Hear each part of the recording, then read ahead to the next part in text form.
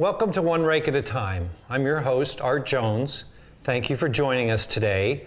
I'm the president of the Kings Bay Rotary, and today my guest is Sharon Kerner, one of my very best volunteers with the One Rake at a Time project. Hi Sharon, how are you today? I'm great, Art. Thank you very much for having me today. You're welcome. Thanks for being here. Well, the first thing I want to talk about today is the new grant that we got. We just got a new grant. It's called a NOAA grant. And NOAA, it's a mouthful. NOAA stands for National Oceanographic Administration, or Atmospheric Administration. Yes, it's a NOAA grant. Anyway, it's out of Washington, D.C., and it's a very tough grant to get. We've been working a really long time on getting this grant, and we had help from the City of Crystal River, and give credit also to the City of Crystal River Waterfronts Board. And we finally heard last Friday that we got the grant, and it was for a total of $52,000. Yay! Yeah. It's a lot of money. Well, it is a lot of money. $52,000 is going to make a big difference, because when you think about it, $52,000, you know, they're giving that to us to directly rake Lingbia out of Kings Bay in Cedar Cove. And we're allowed under this grant to pay people. We actually can hire people and pay them $2.77 a cubic foot. Very impressive. So that's pretty good. It's pretty good. It's exciting, and I understand you've already got the project underway. Yep, we already found some people who were at the Mission, which is a homeless shelter here in Crystal River. And they're always looking for work, and they've come by the Seminole Clubs several times and looking for work from me. And sometimes I have a little bit of something for them, and sometimes I don't. And wouldn't you know that I heard about the grant on Friday, and then that Sunday evening I was at the Seminole Club, and some people from the Mission came by, and they're good young men that are hard workers. And I told them about it, and they're like, well, we'll be there in the morning. We'll be happy to help you out.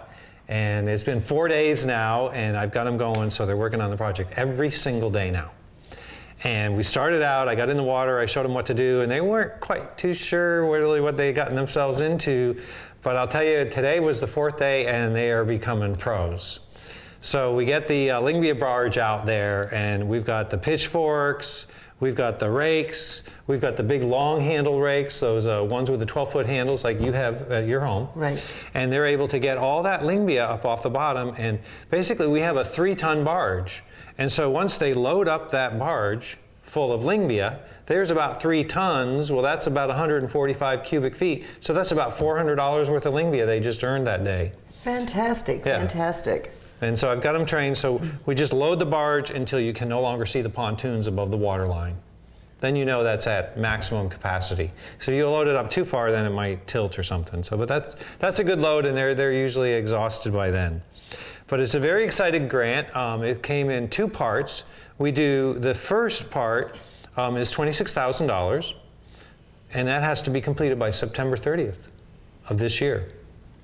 So I wanted to get on this right away, so I was really lucky that I ran into these people, and we've got a good crew, and got it going. And I'm calculating at if they work every single day at $400 a day, then we'll get a lot of Lingbia out of there, and they'll pretty much use up that grant, because you have to use it all up by September 30th. Oh my goodness! Yeah, it's quite a feat. Yes. So NOAA is kicking in $26,000. And the City of Crystal River is kicking in $13,000 of that grant, and the Kings Bay Rotary is kicking in another $13,000 of that grant. And the Kings Bay Rotary, what we do is we have the One Rake at a Time project, and people like you and me and our neighbors and friends and other Rotarians always come out, and we rake, because we know it needs to come out of the water. So we sort of rake for free. We volunteer our labor. So what it's called in-kind matching. So we'll have some cleanup days. I think we were talking about we need to schedule some cleanup days in front of Cracker's Restaurant, because that's where Cedar Cove is. So we'll schedule some of those coming up in the future. And people can come out, and we'll announce it in the newspaper. So watch the Chronicle, it'll be in there. And we'll do some more raking, and that will help match that grant. Well, I'll be there for sure. Yeah, yeah. Yes. Come out and join us, grab a rake. Yep, exactly. So it's very exciting. It's our first grant, and NOAA's very tough to get grants. Last year we applied for a couple of grants, one of them through Fish America and stuff, and NOAA's pretty tough, but we worked on it, and we got that grant going, and so it's just nice to be out there every day working. And now, and so we're going to schedule some new ones at Hunter Springs, but we also have a couple of cleanups scheduled now. We have a cleanup on September 3rd, and that's actually being hosted, or well, we're hosting it, but Duke Energy is going to be the anchor group that comes out in Rakes-Lyngby on September 3rd. And we may be filming that too, so watch our show and you'll see what happens with Duke Energy. They've got a surprise that they're going to tell us about at the cleanup. So we're going to have the regular TV there and stuff. So I'm hoping it's a contribution or something, but you never know. And then we have another cleanup coming up on September 23rd, and that's going to be at Three Sister Springs, and that's going to be part of Save Our Waters Week. Terrific. Yeah. That's a phenomenal area. Yeah. And it's just wonderful that we can help clean it up. And then let's see, that's the 23rd, and I think September 27th we're going to plan another dinner. Let's tell the folks about our dinners. Yeah, we've got a little bit more time. We're doing now a fundraising dinners, and see if she can focus that. Can you zoom in on that? And we can see our first one was on May the 10th, and then we had one on June 21st, and then we had one on July 26th. And these are really fun. They're little dinners, and you can get a hold of me if you want tickets to the dinner later. And what did you think of the dinners, Sharon? The dinners are absolutely phenomenal. It's $25, and we've had several different menus available, but we've had Natalia's catered a couple of them. It's been excellent. Yep. We had one of our dear friends, Martha, did one of them. She catered, and that was fantastic. And Southern barbecue, and right. had a house. The house was packed. You got to get your tickets early. Yes, you got to get there early. You made some appetizers this last one we had, which were absolutely delicious. Now, what kind of appetizers were those? They were just little caprices, and with salami and marinated mozzarella cheese and tomatoes, and then I had some stuffed shells. Yes. So yeah, it was a big hit. And those were good. That was excellent. And we were sold out, weren't we? We were. It was pretty crowded. So we had appetizers, and then we had the full entrees. We had a choice of 4 different entrees from Natalia's. And if you've never eaten at Natalia's, it's a Cuban-Italian restaurant here in Crystal River. It's on 44, just before you hit Highway 19. And of course, we had 3 salads. So we had a Greek salad, the regular house salad, and a Mandarin salad, which was excellent. And then they have garlic knots, and they have special, what are those Italian cookies called? Biscottis or things like that. Yes. Yes. And then our friend Martha did a specialty little strawberry cheesecakes, individuals, and just a variety of very, very good stuff. Yeah. So it was a great dinner, and we'll talk a little bit more about that when we come back. So stay tuned.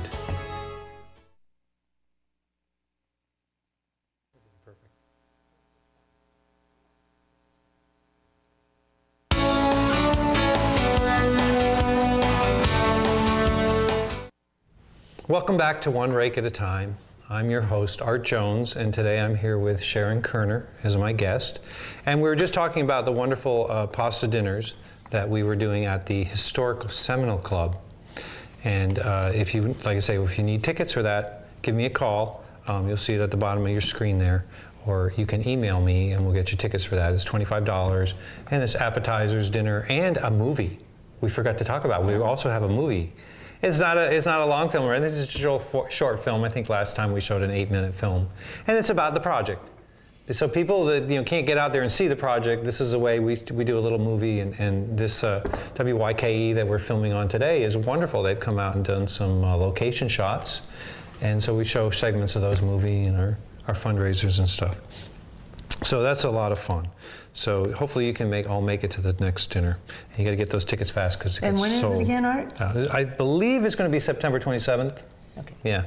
So contact me. And, we'll there's not a positive. We haven't printed the tickets yet, but we're not having one in August. Because August, we're working on the NOAA grant, and we've got just so much going on. I was originally supposed to go to New York for the month of August.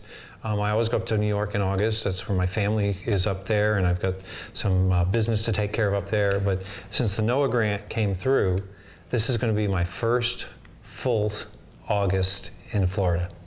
priorities are important. Yeah, because usually as it gets so hot here, you want to take a break from the heat for a little while, but when you get in the springs, you cool off anyway. But anyway, you know what else I wanted to talk about today was the last big YMCA cleanup we had out at Hunter Springs, because you came out there and helped, didn't you? I was there. And that was an amazing. And how many kids do we have there? I think we had there were like about 40 kids out there. Yep. They were great. They were all enthusiastic, and they couldn't wait to get in the water and couldn't wait to get the rakes. It was just very, very good. And they learned so much about the environment when they get credit for coming out and doing right. this. Yeah, and they were actually, the YMCA was getting, that was sort of a community service project for those kids too. So they're learning about giving back to the community.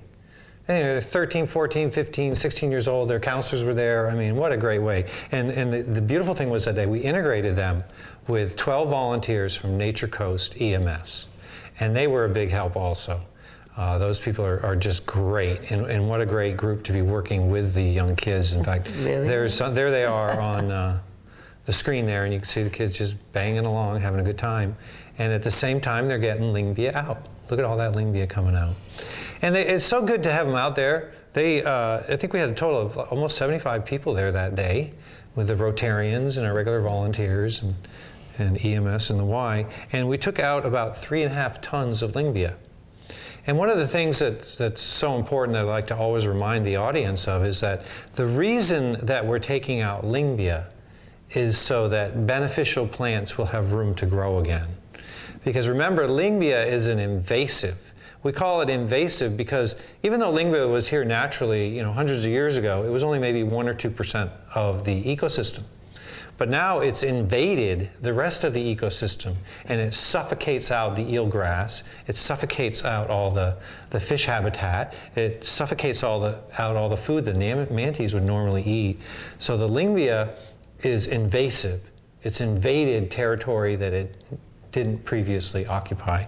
So that's why we call it invasive. And it's great with the kids. They learn, and sometimes they'll say, well, what's it from?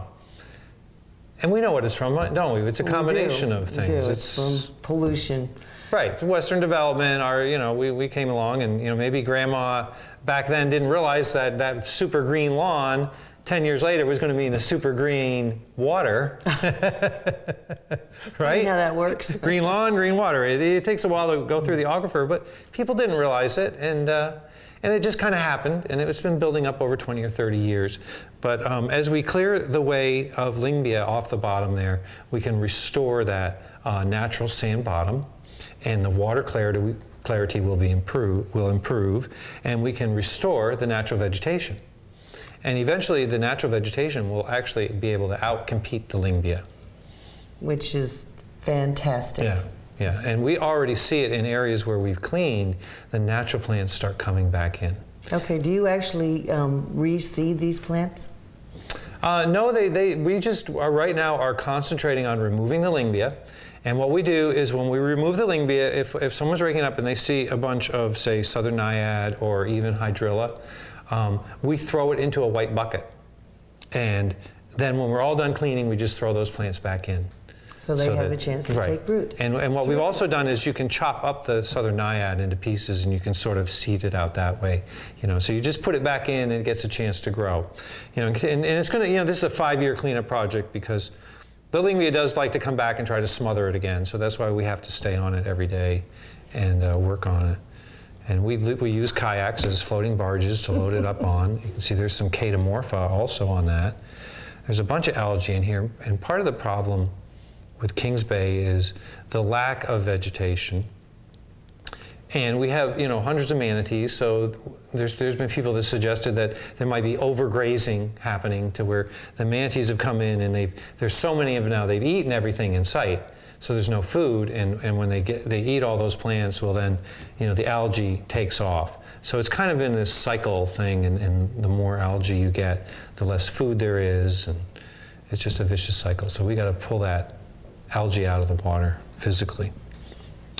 And you certainly have a good start. Right, and once we get the area really clean, of course, ultimately we want to plant eelgrass beds. And we're working now on a project to do just that. we're going to be planting eelgrass in the future. And if things go right, we're actually going to put in our first eelgrass beds, hopefully at the end of September or beginning of October. Is it going to be done in the Cedar Cove area? It's actually going to be done in the Little Bay Inlet behind Hunter Springs, where we've cleaned there before. We cleaned a lot there last year. There's a little bit of hydrilla in there. And Swift Mud this is a project with Swift Mud and the city that we're going to be helping them out with. They're trying to create a living shoreline along the Hunter Springs Basin, and they want to put in some of the eelgrass. So we're talking to another company, Seagrass Restorations, about there's got to be a way when you plant the eelgrass to protect it from the manatees.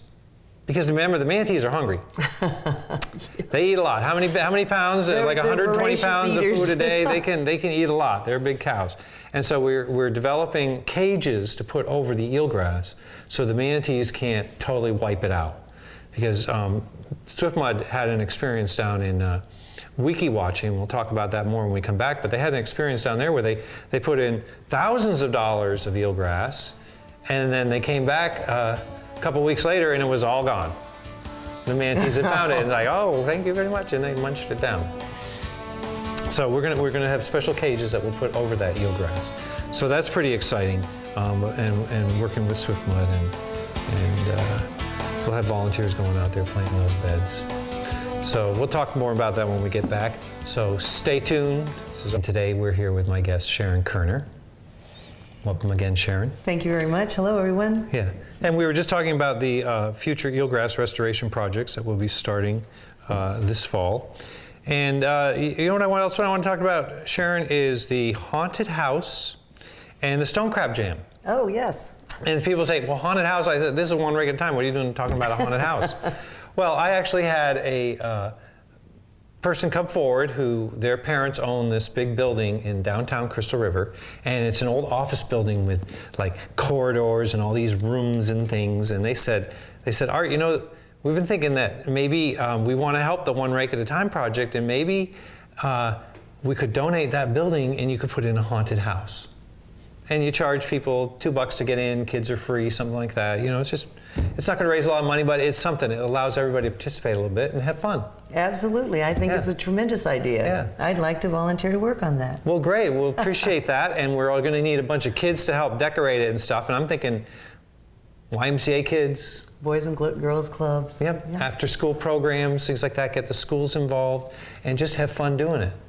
And maybe we can raise a little money for the YMCA too. You know, we'll see who actually helps put it together, and we're happy to share in that. So it'd be a good fundraiser. Could be a good fundraiser for a couple groups. And we're thinking if it works out really well, we'll do it for like the last 2 weeks in October, and then maybe shut it down for Friday night, because that'll be November 1st, and then maybe have a special open house or a special haunted house the night of the Stone Crab Jam. Stone Crab Jam, exactly. Stone Crab Jam is coming up November 2nd. Yes. And that's fun. Last year, I think we had almost 10,000 people turn out. And the Stone Crab Jam is if you've never been, you'll want to go this year. And if you've already been, you know what we're talking about. It's just a wonderful thing. It's a big party in downtown Crystal River. We block off the streets, and we set up vendors that sell fresh stone crab. Oh, dancing in the streets. Right. And we have 6 bands come in. Exactly, and you can dance in the streets. And we get a special liquor license, so you can actually walk down Main Street with your beer or your wine and your date. How can you beat that? Yeah, it starts at 4 in the afternoon and it runs until 11 o'clock at night. So it's one of the few evening events that we have here in Citrus County. Because so many of the events, like the Manatee Festival, or the Strawberry Festival, or the Cooter Festival, or things like that, it's during the day. Right. And this time, this is an evening event. So it's a little more adult themed, but of course kids are welcome. And it's in November, so it's cooled off Yeah, a so little it's bit usually a by little bit then. cool. Yeah. Usually have pretty good weather. Yeah, and I think we raised a lot of money for charity. We raised money not only for our One Rake at a Time project, but also for charity. And one of the reasons that we need money for our One Rake at a Time project is this. Here's our wanted poster here.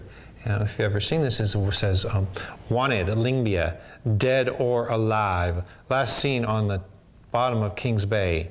Cash rewards given for its removal. And now with this grant, we've hired these homeless people, and they're actually getting that cash rewards program going. So what a wonderful thing that is. Terrific. It is terrific. Yeah. That's a great poster we did there. And then we have, just to remind the audience also, if you would like to know more about the project, we have our brochure here. It's called Save Kings Bay, one rake at a time.